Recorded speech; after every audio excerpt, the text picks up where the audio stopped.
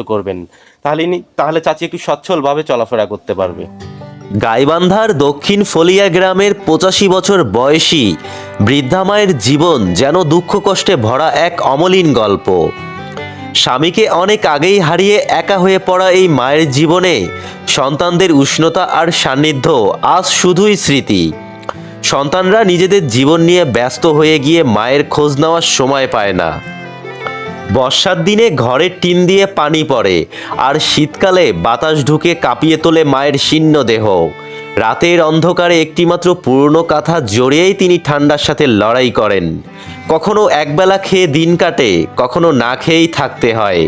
তবুও মায়ের মন এখনও তার সন্তানদের মুখের দিকে তাকিয়ে থাকে, তাদের একটুখানি ভালোবাসার আশায় থাকে। এই বৃদ্ধা মায়ের জীবন আমাদের কঠোর বাস্তবতার দিকে চোখ খুলে দেয়। সমাজের প্রতিটি কোণে এমন কত শত মায়ের গল্প